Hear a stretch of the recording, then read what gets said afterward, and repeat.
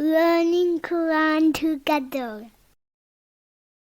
بسم اللہ الحمدللہ والصلاۃ والسلام علی رسول اللہ. سورہ النساء آیت نمبر 77. الم تر الی الذین، کیا آپ نے ان لوگوں کو نہیں دیکھا، قیل لہم، جن سے کہا گیا تھا، کفو، روکے رکھو، ایدیکم، اپنے ہاتھوں کو. اسلام کے شروع میں جب مسلمان مکہ میں تھے ان پر نماز فرض تھی اور زکوٰۃ دینے کا حکم تھا، فقراء کے ساتھ حسن سلوک کرنے کا، مشرکوں سے درگزر کرنے کا اور انہیں معاف کر دینے کا حکم تھا، اور ایک وقت تک صبر کرنے کا حکم تھا. مسلمان دل میں کڑتے تھے اور جنگ کے حکم کے آرزومند تھے تاکہ دشمنوں سے بدلہ لے کر دل کی بھڑاس نکالے. اس وقت جنگ بہت سی وجوہات کی وجہ سے مناسب نہیں تھی. مثلا مسلمانوں کی تعداد انتہائی کم تھی جبکہ دشمن چاروں طرف پھیلے ہوئے تھے اور یہ لوگ اپنے وطن میں حرمت والی جگہ پر رہتے تھے. اس وقت جنگ کی ابتدا کرنے کا حکم نہیں تھا. مسلمانوں کو مدینہ میں آ کر ہی جہاد کا حکم ملا تھا. ابن عباس رضی اللہ تعالیٰ عنہ سے روایت ہے کہ عبد الرحمن بن عوف رضی اللہ تعالیٰ عنہ اور ان کے ساتھی مکہ میں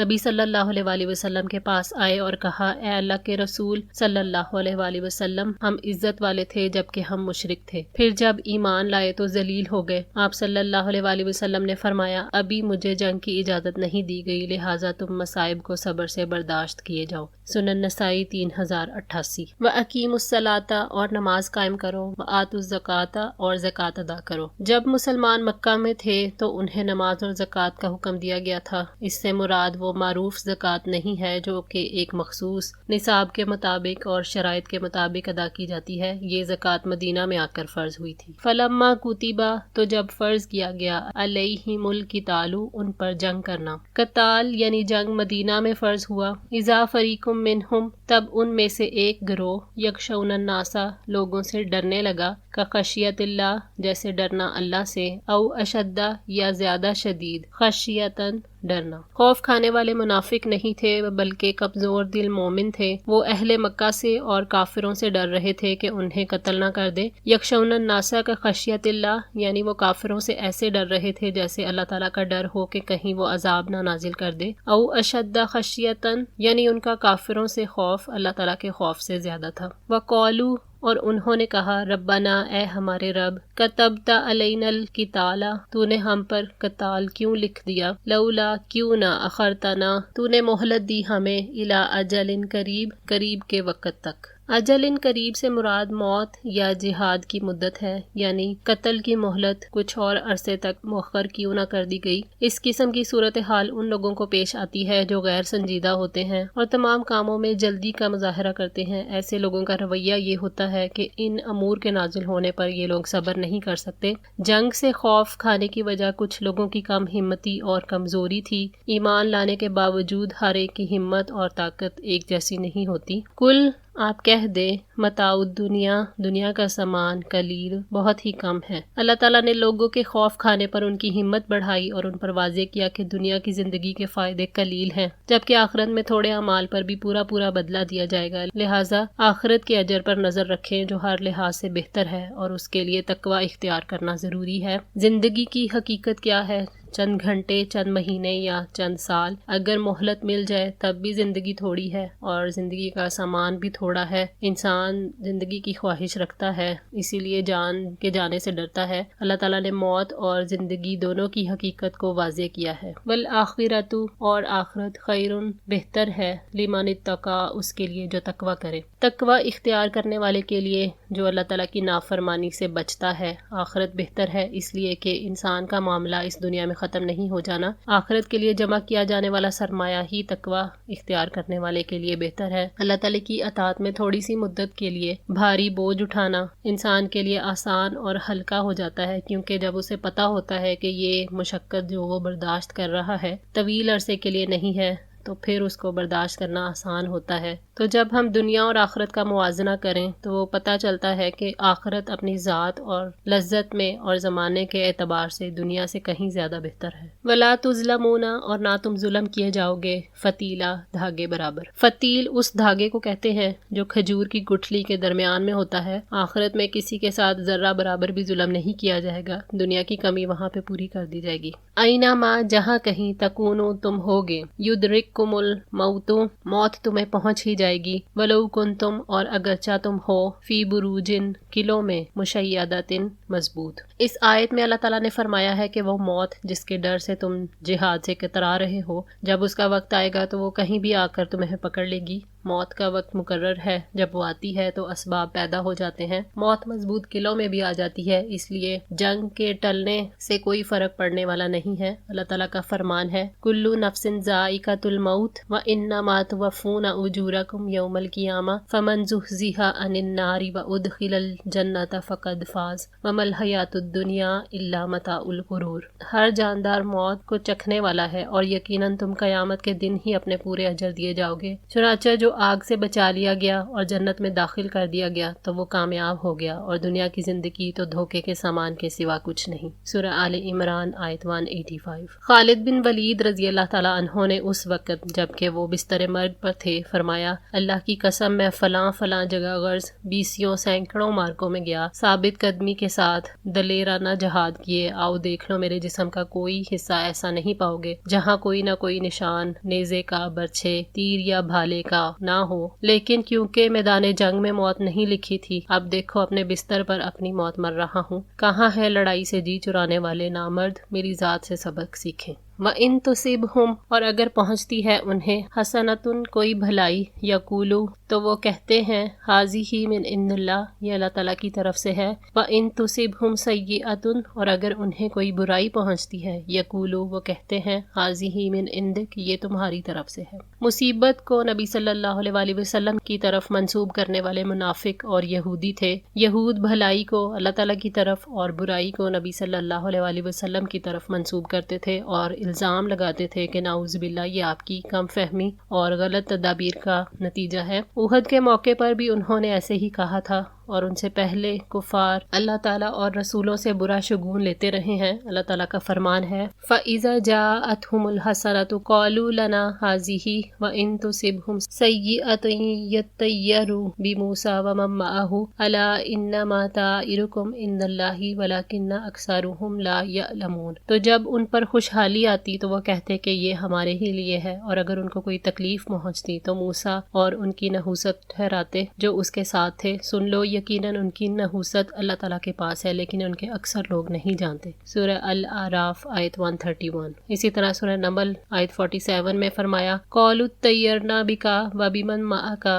क़ाल ताइरुकुम इंदल्लाहि बल अंतुम कौमुम तुफ्तनून। उन्होंने कहा हम तुम्हें और तुम्हारे साथियों को मनहूस समझते हैं। सालेह ने कहा तुम्हारी नहूसत तो अल्लाह के पास ही है, बल्कि तुम लोग फितने में मुब्तला कर दिए गए हो। कुल, आप कह दें, कुल्लुम मिन इंदिल्लाह, सब अल्लाह ताला ही की तरफ से है। दुनिया में किसी को फ़ायदा हो या नुकसान, सब कुछ अल्लाह ताला की तरफ से होता है। ये मुसलमानों के अकीदे का अहम हिस्सा है। इब्न अब्बास रज़ी अल्लाह ताला अन्हु ने कहा, हसना और सय्यिआ दोनों अल्लाह ताला की तरफ से हैं। अल हसना से मुराद अल्लाह ताला के इनाम है और सय्यिआ से मुराद जो अल्लाह ताला ने तुम्हें मुसीबत में मुब्तला किया। नफ़ा या नुकसान अगर आमाल के नतीजे में भी हो तब भी अफ़ाल का खालिक अल्लाह ताला है, इसलिए नफ़ा और नुकसान उसी की जानिब से है। अबू सईद खुदरी रज़ी अल्लाह ताला अन्हु और अबू हुरैरा रज़ी अल्लाह ताला अन्हु ने बयान किया कि नबी सल्लल्लाहु अलैहि वसल्लम ने फरमाया, मुसलमान जब भी किसी परेशानी, बीमारी, रंज व मलाल, तकलीफ और गम में मुब्तला हो जाता है, यहाँ तक कि अगर उसे कांटा भी चुभ जाए तो अल्लाह ताला उसे उसके गुनाहों का कफ़ारा बना देता है। सही बुखारी 5642।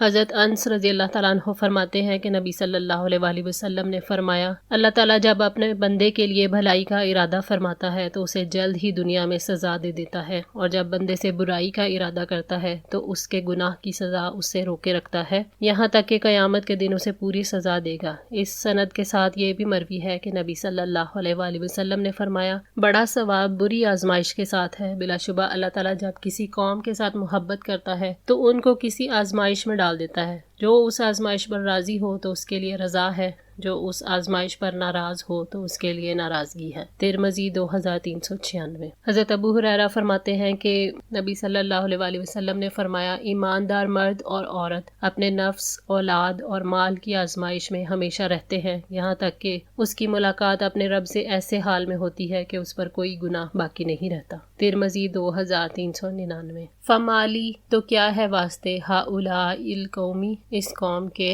ला यकादूना, नहीं वो करीब نصیب ہوتے، یفقہونا کہ وہ سمجھیں، حدیثہ بات کو، یعنی اگر انہوں نے اللہ تعالیٰ کے احکامات کو سمجھا ہوتا تو معلوم ہو جاتا کہ نیکی اور برائی، خیر اور شر سب اللہ تعالیٰ کی قضاء اور قدر ہے، اور اللہ تعالیٰ کی قضاء و قدر سے کوئی چیز باہر نہیں۔ نیز انبیاء اور رسل اور ان کی لائی ہوئی تعلیمات جو ہیں وہ کسی بھی شر کا باعث نہیں ہوتی، کیونکہ وہ تو دین اور دنیا اور آخرت کی بھلائی سے محبوس کیے جاتے ہیں۔ ما اصابکا جو بھی پہنچتی ہے تمہیں، من حسناتن کوئی بھلائی، فمن اللہ تو اللہ تعالیٰ کی طرف سے ہے۔ اس سے مراد یہ ہے کہ بھلائی کسی نیکی یا کسی اطاعت کا صلہ نہیں، کیونکہ ایک انسان کو نیکی کی توفیق اللہ تعالیٰ ہی دیتا ہے اور یہ اس کا خاص فضل اور احسان ہے۔ انسان کی اطاعت اور نیکیاں اللہ تعالیٰ کے احسانات اور انعامات کے مقابلے میں کوئی حیثیت نہیں رکھتی، اسی لیے نبی صلی اللہ علیہ وآلہ وسلم نے فرمایا کہ کوئی بھی اپنے عمل کی وجہ سے جنت میں نہیں جائے گا۔ صحابہ نے دریافت کیا کہ اے اللہ کے رسول صلی اللہ علیہ وآلہ وسلم، کیا آپ بھی نہیں؟ آپ نے فرمایا ہاں، جب تک مجھے بھی اللہ تعالیٰ اپنی رحمت سے نہیں ڈھانپ لے گا میں بھی جنت میں نہیں جاؤں گا۔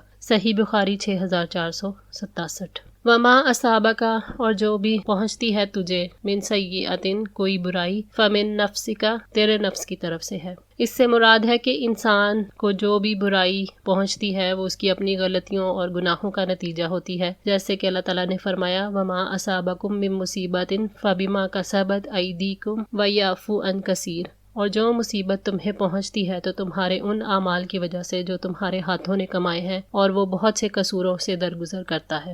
سورہ الشعراء آیت 30۔ صالحین کا عام طور پر یہ طریقہ تھا کہ جب کوئی وہ رائے پیش کرتے تو کہتے کہ اگر یہ صحیح ہے تو اللہ تعالیٰ کی طرف سے ہے اور اسی کی توفیق سے ہے، اور اگر غلط ہے تو ہماری طرف سے اور شیطان کی طرف سے ہے۔ وَأَرْسَلْنَاكَ اور بھیجا ہم نے آپ کو، لِلنَّاسِ لوگوں کے لیے، رسولاً رسول بنا کر، وَكَفَى بِاللَّهِ اور اللہ تعالیٰ ہی کافی ہے، شہیدہ گواہ۔ اللہ تعالیٰ نے نبی صلی اللہ علیہ وآلہ وسلم کو ساری انسانیت کے لیے، قیامت تک کے لیے رسول بنا کر بھیجا ہے۔ اللہ نے فرمایا قُلْ يَا أَيُّهَا النَّاسُ إِنِّي رَسُولُ اللَّهِ إِلَيْكُمْ جَمِيعًا الَّذِي لَهُ مُلْكُ السَّمَاوَاتِ وَالْأَرْضِ لَا إِلَٰهَ إِلَّا هُوَ يُحْيِي وَيُمِيتُ فَآمِنُوا بِاللَّهِ وَرَسُولِهِ النَّبِيِّ الْأُمِّيِّ الَّذِي يُؤْمِنُ بِاللَّهِ وَكَلِمَاتِهِ وَاتَّبِعُوهُ لَعَلَّكُمْ تَهْتَدُونَ۔ آپ کہہ دیں اے لوگو، یقیناً میں تم سب کی طرف اللہ تعالیٰ کا رسول ہوں، وہ ذات جس کے لیے بادشاہت ہے تمام آسمانوں اور زمین کی، اس کے سوا کوئی معبود نہیں، وہی زندہ کرتا ہے اور وہی مارتا ہے۔ سو تم اللہ تعالیٰ اور اس کے رسول پر جو نبی امی ہے ایمان لے آؤ، جو اللہ تعالیٰ اور اس کی باتوں پر ایمان رکھتا ہے، اور اس کی پیروی کرو تاکہ تم ہدایت پاؤ۔ سورہ الاعراف آیت 158۔ حضرت جابر بن عبداللہ رضی اللہ تعالیٰ عنہ نے بیان کیا کہ نبی صلی اللہ علیہ وآلہ وسلم نے فرمایا مجھے 5 ایسی چیزیں عطا کی گئی ہیں جو مجھ سے پہلے انبیاء کو نہیں دی گئی تھی۔ 1 مہینے کی راہ سے میرا روب ڈال کر میری مدد کی گئی، میرے لیے تمام زمین میں نماز پڑھنے اور پاکی حاصل کرنے کی اجازت ہے، اس لیے میری امت کے جس آدمی کی نماز کا وقت جہاں بھی آ جائے اسے وہی نماز پڑھ لینی چاہیے۔ میرے لیے مال غنیمت حلال کیا گیا۔ پہلے انبیاء خاص اپنی قوموں کی ہدایت کے لیے بھیجے جاتے تھے، لیکن مجھے دنیا کے تمام انسانوں کی ہدایت کے لیے بھیجا گیا ہے اور مجھے شفاعت عطا کی گئی ہے۔ صحیح بخاری 438۔ وَكَفَى بِاللَّهِ شَهِيدًا اور اللہ تعالیٰ ہی گواہ کافی ہے۔ اللہ نے فرمایا آپ ان سے پوچھیں کون سی چیز گواہی میں سب سے بڑی ہے؟ آپ کہہ دیں اللہ تعالیٰ میرے اور تمہارے درمیان گواہ ہے، اور میری طرف یہ قرآن وحی کیا گیا ہے تاکہ میں اس کے ساتھ تمہیں بھی خبردار کروں اور انہیں بھی جن تک یہ پہنچے۔ کیا تم گواہی دیتے ہو کہ اللہ کے ساتھ واقعتاً دوسرے معبود بھی ہیں؟ آپ کہہ دیں میں تو گواہی نہیں دیتا۔ آپ کہہ دیں وہ تو بس ایک ہی معبود ہے، اور بلا شبہ میں ان سے بے تعلق ہوں جو تم شریک بناتے ہو۔ سورہ الانعام آیت 19۔ وَمَن يُطِیعِ الرَّسُولَ اور جس نے رسول کی اطاعت کی، فقد اطاع اللہ تو اس نے حقیقتاً اللہ تعالیٰ کی اطاعت کی۔ رسول کی اطاعت کے سوا اللہ تعالیٰ کی اطاعت کا کوئی راستہ نہیں۔ اللہ تعالیٰ کی اطاعت کے ہر طریقے کو رسول ہی واضح کرتا ہے، وہی اپنی زندگی سے اللہ تعالیٰ کی اطاعت کے عملی نمونے کو پیش کرتا ہے۔ اگر رسول کی اطاعت کو نکال دیا جائے تو اللہ تعالیٰ کی اطاعت کے لیے کوئی دلیل نہیں رہتی۔ حضرت ابو ہریرہ رضی اللہ تعالیٰ عنہ کو بیان کرتے ہوئے سنا گیا کہ نبی پاک صلی اللہ علیہ وآلہ وسلم نے فرمایا جس نے میری اطاعت کی اس نے اللہ کی اطاعت کی، اور جس نے میری نافرمانی کی اس نے اللہ کی نافرمانی کی۔ صحیح بخاری 7137۔ ومن تولا اور جس نے منہ موڑا فما ارسلناکا تو نہیں بھیجا ہم نے آپ کو علیہم ان پر حفیظہ نگران بنا کر۔ اس سے مراد ہے کہ اگر کوئی رسول کے احکامات سے منہ موڑتا ہے تو زبردستی اطاعت کروانا رسول کی ذمہ داری نہیں ہے۔ منافق نبی صلی اللہ علیہ وآلہ وسلم کے سامنے اطاعت کا اظہار کرتے تھے لیکن راتوں کو آپ کے اور مسلمانوں کے خلاف خفیہ مشورے کرتے تھے۔ جس نے نبی کی اطاعت سے منہ موڑا وہ نامراد و ناکام رہا۔ اللہ تعالیٰ نے فرمایا کہ ایسے شخص کے معاملے کی ذمہ داری آپ پر نہیں ہے اور آپ صلی اللہ علیہ وآلہ وسلم جو چاہتے ہیں اس کے لیے اس کو مجبور نہیں کریں گے۔ آپ کے ذمے تو پہنچا دینا ہے، آپ ان پر کوئی دروغہ نہیں ہے۔ ایسے شخص نے خسارہ پایا، جیسا کہ صحیح حدیث میں ہے کہ جس نے اللہ اور اس کے رسول کی اطاعت کی وہی ہدایت یافتہ ہے، جس نے اللہ اور اس کے رسول کی نافرمانی کی وہ اپنے سوا کسی کو نقصان نہیں پہنچاتا۔ حفیظہ سے مراد ان کے اعمال کا محافظ اور حساب لینے والا ہے۔ آج کے لیے اتنا ہی۔ دعا ہے اللہ تعالیٰ ہماری اس کوشش کو قبول فرمائے، ہماری غلطیوں کوتاہیوں کو معاف فرما کر ہماری اصلاح فرمائے۔ جزاکم اللہ خیر، والسلام علیکم ورحمۃ اللہ وبرکاتہ۔